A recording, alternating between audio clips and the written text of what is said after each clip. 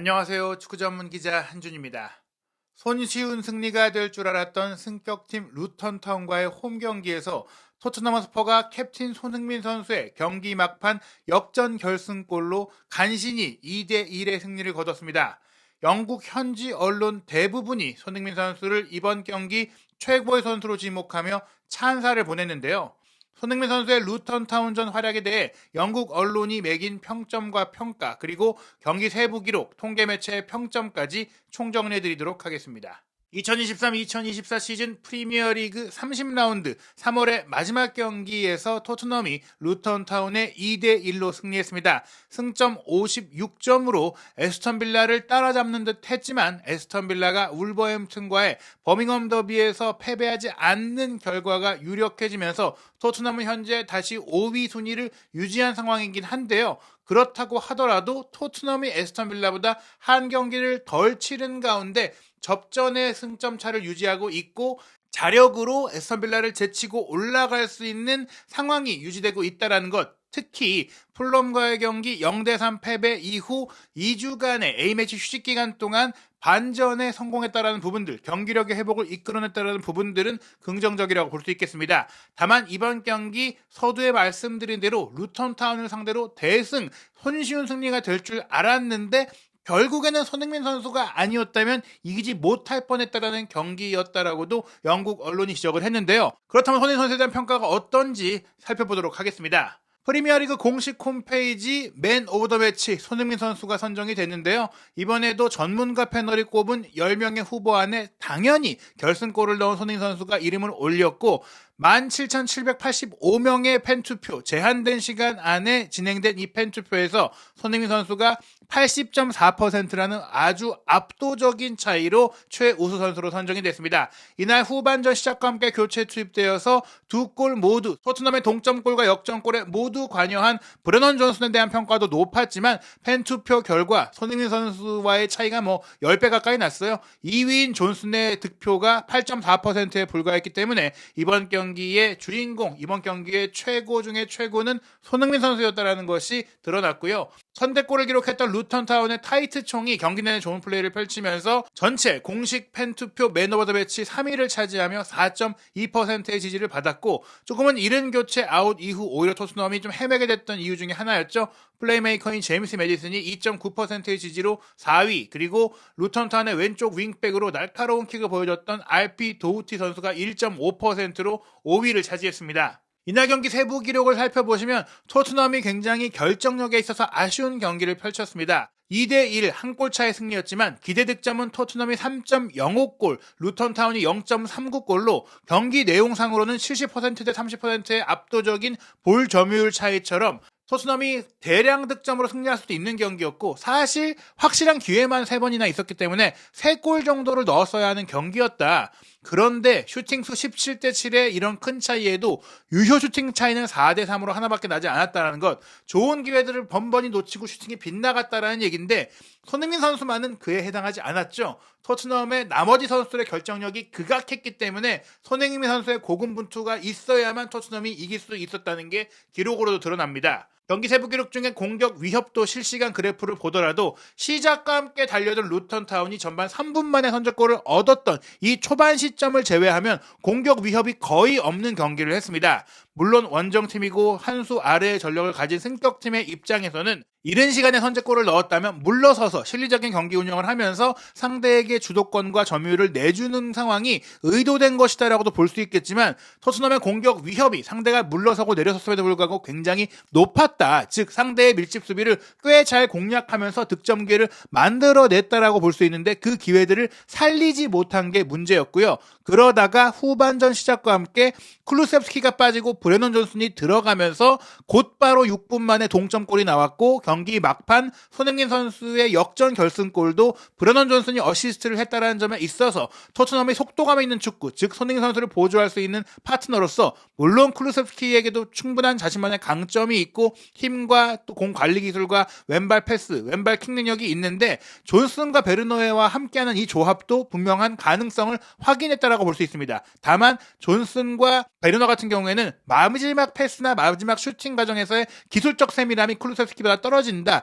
그러니까 이제 클루셉스키는 기술은 뛰어나고 시야도 좋은데 속도가 떨어지는 부분, 템포가 떨어지는 부분이 아쉽고, 존슨과 베르너는 빠르고 템포는 있는데 판단과 시야와 패스나 슈팅의 정확성이 떨어지는 부분들, 이런 것들이 아쉽다라는 것이죠. 이게 다 갖춰진 선수는 누구냐? 바로 손흥민 선수밖에 토트넘에는 없는 것입니다. 이날 경기 패스 네트워크 그리고 평균 위치, 선수별 통제 구역을 보시면 손흥민 선수가 최전방 원톱으로 확실히 뛰었는데, 왼쪽 측면 공격수로 뛴 베르너가 더 높은 위치, 즉 사이드라인을 파고들면서 플레이를 했고, 손흥민 선수는 최전방에 있긴 했는데 10번 공격형 미드필더 처진 스트라이커 자리도 내려왔고, 상대의 센터백인 테든 맹기 선수가 굉장히 거칠게 강하게 데이마크를 하다 보니까 후반전에 존슨이 들어온 후에는 손흥민 선수가 오른쪽으로 이동하고 존슨이 가운데 전방으로 치고 올라오는 스위칭도 자주 구사를 했습니다. 그리고 이번 경기에서는 쿠루세스키 선수가 좀 안쪽으로 들어와서 메디슨과 함께 더블 플레이메이커에 가깝게 뛰기도 했었고, 메디슨이 조금 내려와서 중앙 미드필더 역할도 함께 해줬습니다. 그런 가운데 우도기가 조금 인버티드 풀백으로서의 영향력을 많이 발휘하진 못했고,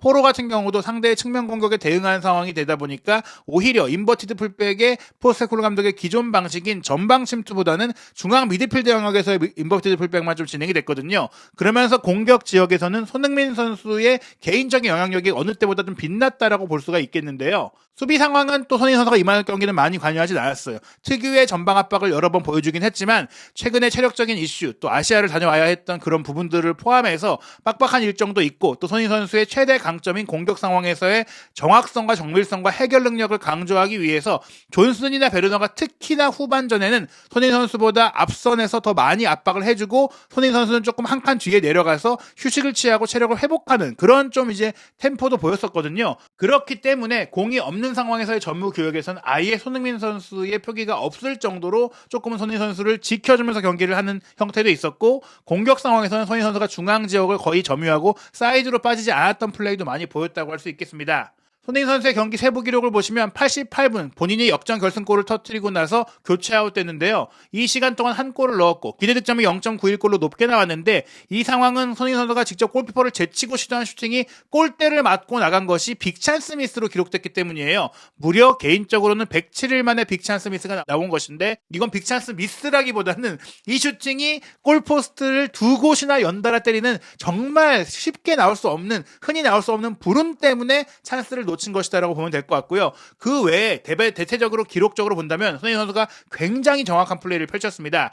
일단 이날 3번의 드리블 돌파를 시도했는데 이 3번을 모두 성공하면서 드리블 성공률이 100%였고요. 패스 성공률도 최전방 공격수로 뛰면서도 무려 85%인데 27번의 패스 시도 중에 23번을 성공했다. 패스 미스가 4개밖에 없었고 키패스도 하나를 기록했다라는 것이죠. 그리고 상대 선수들 루턴이 굉장히 터프하고 강한 팀이었는데 7번의 지상볼 경합 중에 5번을 승리하면서 경합 승률도 71%였고 공격적으로 이날 뛰면서 수비적인 가담을 다른 때보다는 조금 자제했음에도 2번이나 볼 리커버리를 기록을 했습니다. 그리고 전체 슈팅은 6개였는데 블로킹에 막힌 슈팅을 제외한 기본 슈팅 정확성도 67%에 달할 정도로 높았다라는 점, 이날 손흥민 선수의 플레이가 매우 뛰어났고 키패스는 하나였지만 또한 27번의 패스 시도 중에 파이널 서드 지역에서의 패스가 4개였기 때문에 굉장히 적극적이고 공격적인 플레이를 했다는 것을 알 수 있는 기록입니다. 통계 매체 평점을 보시면 모든 매체가 손흥민 선수를 경기 최고의 선수로 꼽았는데요. 후스코어드닷컴은 손흥민 선수에게 평점 8.2점을 주면서 스타맨으로 선정했고 이날 경기의 유일한 평점 8점대 선수가 손흥민 선수였습니다. 루턴타운에서는 타이트 총 선수가 선제골과 더불어 경기 내내 날카로운 모습 보이면서 7.4점, 가장 높은 점수를 받았고요. 토트넘에서는 손흥민 선수 다음으로 높은 점수가 7.1점의 메디슨, 그리고 후반 투입된 존슨의 7점이었으니까 손흥민 선수 외에는 우수한 선수가 없었다고 볼 정도의 평점이 후스코드닷컴에서 나온 것이라고 보시면 될 것 같습니다. 폰몹 같은 경우에는 손흥민 선수에게 8.4점의 아주 높은 평점을 매기면서 경기 최우수 선수로 꼽았고요. 오른쪽 풀백인 페드로 포로 7.7점, 공격형 미드필더 메디슨에게 7.6점의 평점을 매겼고 루턴타운의 타이트 총이 7.6점, 바클리 7.2점, 도우티 7.4점 등의 평점이 나왔습니다. 소파스코어가 손흥민 선수에게 가장 박한 평점을 준 매체라고 할 수 있겠는데요. 손흥민 선수가 7.7점이었는데 그럼에도 이 점수로도 경기 최고 평점이었습니다. 메디슨 7.5점, 쿠루세스키 7.4점 등 큰 차이가 나지는 않았지만 그래도 최고는 손흥민 선수였다라는 결과인데요. 영국의 기자들이 현장에서 취재하면서 매긴 평점에서도 손흥민 선수는 대체로 최고 평점이었고 일부 매체에서 브레넌 존슨에게 9점으로 손흥민 선수보다 높이 평점을 준 매체도 있지만 그래도 모든 매체들이 손흥민 선수에게 평점 8점, 일반적 수준에서는 보통 6점이 보통이고 7점이 잘한 것, 8점이 아주 잘한 것, 9점이 대단히 잘한 것인데 존슨 같은 경우에는 분명히 후반전 들어오자마자 공격 흐름을 바꾸고 두 골에 모두 관여한 면에 있어서 또한 이제 영국 선수잖아요. 웨일스가 이제 영연방에 속한 또 부분도 있다 보니까 그런 면들에 있어서 조금은 이제 좋은 우호적인 평가를 받았을 수 있다라고 볼 수 있겠습니다. 풋볼 런던 같은 경우 손흥민 선수에게 8점을 줬는데요. 불운하게도 전반 20분 골키퍼까지 제치고 타이트한 각도에서 슈팅을 때린 게 양쪽 골대를 모두 맞추는 상황이 있었다. 계속해서 돌파구를 찾기 위해 뛰어다녔고 골키퍼가 두 차례나 선방할 수밖에 없는 상황도 나오다가 경기 종료 추가 시간 포함 10여 분 정도를 남겼을 때 강력한 슈팅으로 결승골을 터뜨렸다고 하면서 캡틴다운 활약, 캡틴의 퍼포먼스였다라고 극찬했습니다. 영국 런던 지역신문 스탠다드 역시 손흥민 선수에게 8점을 줬는데요. 경기 종료, 정규 시간 종료 4분여를 남기고 다시 한번 결정적인 슈팅으로 토트넘의 부끄러움을 끝냈다. 토트넘의 수모와 토트넘의 굴욕을 끝냈다라는 표현이 나온 것이죠. 왜 부끄러움이냐? 승격팀 루턴타운을 상대로 못 이길 뻔한 상황, 즉 풀럼과의 경기 패배에 이어 또 한 번 스스로 무너지면서 챔피언스리그 진출에 실패하고 미끄러질 수도 있었던 상황을 끝냈던 것이 이번에도 다시 한번 손흥민 선수였다라는 것이죠. 그런 의미를 소개했던 것이 가장 컸던 것 같아요. 이날 토트넘이 경기 내용은 좋았지만 결국 그 경기를 승리로 이끌 만한 결단력, 정확성들을 보이지 못했고 그로 인해 일각에서는 역시 해리 케인 없이 토트넘은 안 돼 이런 얘기도 했고 한 영국 팬은 BBC를 통해서 케인이 떠난 토트넘은 퍼거슨이 떠난 맨유와 같은 느낌이다라는 얘기를 할 정도로 특유의 강력함이 사라졌다라는 얘기까지 나왔는데 그걸 뒤엎어낸 게 손흥민 선수였어요. 케인이 없는 것 문제없다. 손흥민이 있으니까 이런 것을 증명했던 역전 결승골을 터뜨린 것이죠. 전반전 슈팅이 양쪽 골대를 때렸던 부분들, 후반전도 카민스키 골키퍼를 시험에 들게 했던 부분들까지 손흥민 선수의 개인적인 경기력은 충분히 뛰어났다는 것이 스탠다드의 평가였고요. 인터넷 매체인 90미닛 같은 경우도 평점 8점을 부여했는데 평소의 퍼포먼스에 비해 다소 부족했다라고 얘기를 했어요. 이날 수많은 득점기를 창출했음에도 불구하고 손흥민 선수가 더 잘할 수 있고 더 뛰어난 선수라고 얘기한 것입니다. 저평가라기보다는 손흥민 선수에 대한 기대치가 높은 거라고 생각하시면 될 것 같고요. 후반전까지 쉬지 않고 달리며 논스탑 러닝, 네버스탑 러닝이라고 하면서 최전선, 최전방 공격수로서 팀을 훌륭하게 이끌었다. 압박도 이끌었고 공격도 이끌었다라는 평가를 통해서 높은 점수를 줬습니다. 유로스포츠 역시 평점 8점을 매겼고 이 점수로 경기 최우수 선수로 평가를 했는데요. 사실 경기가 끝나기 10분 전 시점, 정규시간 종료 10분 전 시점에서는 루턴타운의 수비수 테든 맨기를 최우수 선수로 선정하려고 했는데 가장 필요한 순간에 결승골을 터뜨린 토트넘의 주장 손흥민 선수를 선정하지 않을 수 없었다고 하면서 피치 위에서 최고의 선수는 손흥민이었다라고 평가했습니다. 이날 경기를 토트넘의 부끄러움, 수모를 이제 손흥민 선수가 끝냈다고 얘기가 나온 것이 프리미어리그 30라운드 전체 경기 중에 옵타의 디 애널리스트가 슈퍼컴퓨터를 통해서 승리 확률을 매겼을 때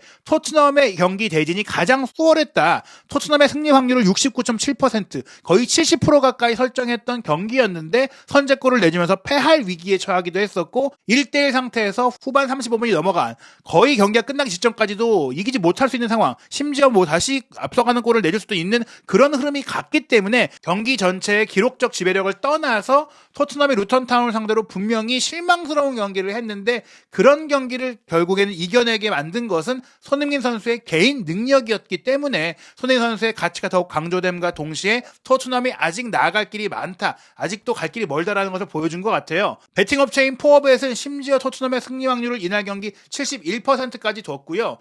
보수적으로 토트넘의 승패를 예측하던 크리스 서튼은 BBC에서 토트넘이 무려 4대1로 크게 이길 것이라고 전망했고 영국 현지 팬들이 BBC의 투표를 통해서 토트넘의 승리에 무려 83%의 지지를 보냈거든요. 결과적으로는 토트넘이 승리하긴 했지만 그 예측 결과가 맞긴 했지만 그 생각보다 훨씬 더 어렵게 이겼다라는 점은 분명히 토트넘이 부끄러워할 수 있는 내용이었다는 얘기인데요. 영국의 스카이 스포츠 같은 경우에는 토트넘이 2대0으로 이길 것이다, 무실점으로 이길 수 있을 정도로 루턴타운이 좋은 팀이긴 하지만 최근에 부상자도 많고 토트넘과의 원정 경기 쉽지 않을 것이다 라고 전망을 했는데 먼저 골을 내주면서 루턴타운의 18경기 연속 득점 행진이 이어졌던 것 역시 토트넘 입장에서는 실망스러운 부분이라고 할 수 있겠습니다. 심지어 심지어 경기 시작 3분 만에 타운젠드가 우측을 돌파한 이후 내준 컷백을 바클리가 이어받아서 반대편으로 전환해줬고, 이걸 타이트총이 마무리하는 과정 같은 경우에는 이미 루턴 타운이 이전에 잘했던 경기들에서 충분히 보여줬던 패턴인데 그걸 알고도 당한 게 아니냐는 지적이 나올 수 있을 정도로 토트넘이 이 장면 이후에는 좋은 플레이를 펼치기는 했지만 돌아볼 필요가 있는, 팀 전체적으로는 개선할 필요가 있는 내용이었거든요. 하지만 이런 상황을 극복해냈던 것은 결국 손흥민 선수였다고 할 수 있는데요. 전반 19분에 손흥민 선수가 골키퍼까지 제치고 두 명의 수비가 각을 좁히고 있음에도 때린 슈팅이 골포스트를 2번이나 때리고 나온 것은 빅찬스 미스라고 이제 기록하기엔 가혹할 정도로 손흥민 선수의 플레이가 좋았고 불운했던 상황이고요. 86분에 손흥민 선수가 결승골을 넣은 장면 같은 경우에는 브레넌 존슨이 어시스트를 하기는 했지만 상대의 공격이 차단됐을 때 자기 진영부터 손흥민 선수가 공을 끌고 올라가서 베르너에게 스루 패스를 주고 베르너의 패스가 존슨을 거쳐서 다시 손흥민 선수에게 돌아온 것도 손흥민 선수가 일단 기점 플레이를 하고 나서 쉬지 않고 올라가서 그 슈팅할 수 있는 기회를 점유해 줬기 때문에 가능했다는 점으로 봤을 때는 이날 경기 역전 결승골의 지분뿐 아니라 승리 자체의 지분에 있어서 손흥민 선수가 절대적으로 높다고 할 수 있겠습니다. 다만 영국 현지 팬들의 평점 투표를 통해 매겨지는 BBC의 플레이어 오브 더 매치는 브레넌 존슨이 7.31점의 평균 평점으로 받게 됐는데요. 후반전에 들어갔던 벤탄쿠르도 6.90점을 받았는데 최근에 안 좋았던 경기력이 알고 보니까 색깔의 발가락이 골절된 상태에서 참고 뛰었기 때문이라는 게 드러났고, 그게 다 아물고 나서 출전한 이번 경기는 정말 과거 잘했던 때의 벤탄쿠르의 퍼포먼스를 보여주면서 후반전의 분위기 전환을 이끌어냈기 때문에 그런 좀 이미지적인 면 때문에 좋은 평가를 받은 것 같고, 존슨 역시 흐름을 바꾸면서 좋은 평가를 받은 것 같아요. 선발 출전 선수 중에서는 손흥민 선수가 6.78점으로 가장 높은 평점을 BBC에서도 받았고, BBC의 이 경기의 리포트 헤드라인이나 경기 리포트 기사의 대체적인 내용이나 사진은 모두 손흥민 선수로 도배가 되어 있는 상황입니다. 영국의 프리미어리그 주간 방송사인 스카이 스포츠도 브레넌 존슨을 플레이어 오브 더 매치로 선정을 했지만요. 존슨에게 매긴 평점은 8점이었고 이 경기에서 평점 8점을 준 선수는 존슨과 손흥민 선수밖에 없었어요. 즉 손흥민 선수를 플레이어 오브 더 매치로 선정하진 않았지만 존슨과 동급의 활약이었다. 공동 최고 평점을 매긴 것이죠. 분명히 존슨이 후반전 투입과 함께 결정적인 자책골도 끌어내고 어시스트도 하고 제한된 그런 후반전 시간 동안 키패스 3개에다가 경합 승률 100%에다가 여러 가지로 좋은 효과를 낳았었거든요. 무엇보다 이 51분 후반전 이른 시간에 사르의 패스를 받은 이후 본인이 포로와 2대1 패스를 주고받으면서 상대 밀집 수비를 무너뜨리고 문전 우측 깊숙이 들어가서 상대 수비수인 까보레가 자기 골문 안으로 넣을 수밖에 없도록 유도했던 이 크로스 패스는 분명히 존슨의 강점을 보여줬다는 점에 있어서 존슨에게 높은 평가를 했던 매체들의 판단도 이해가 아예 안 되는 건 아닙니다. 하지만 그럼에도 불구하고 경기 대부분의 시간을 뛰면서 경기 운영 자체와 공격 전개 자체에 가장 큰 영향력을 미쳤고, 무엇보다 팀이 포기하지 않고 승리를 하는 역전승의 과정에서 리더로서의, 캡틴으로서의 모습을 보인 손흥민 선수야말로 이날 경기 승리에 가장 큰 지분이 있다라고 생각이 됩니다. 토트넘 허스퍼는 빠르게 다음 경기를 치릅니다. 한국 시간으로 4월 3일 수요일 새벽 4시 15분 주중 경기로 웨스트햄 유나이티드와 런던 더비 원정 경기를 치르게 되는데요. 이 경기 이후 4월 8일 월요일 새벽 2시 노팅엄 포레스트전, 4월 13일 토요일 저녁 8시 30분 뉴캐슬전까지 빠듯한 일정이 이어지고 그 사이에 아마도 연기됐던 토트넘의 첼시와의 런던 더비 경기가 배정될 것으로 예상이 됩니다. 그리고 4월 마지막 일정은 아스널과의 북런던 더비 4월 28일 밤 10시에 예정되어 있는데요. 손흥민 선수의 뜨거운 활약과 한준TV 구독, 좋아요, 알림 설정을 통해 빠르게 올라오는 최신 소식들 놓치지 않으시기 바랍니다.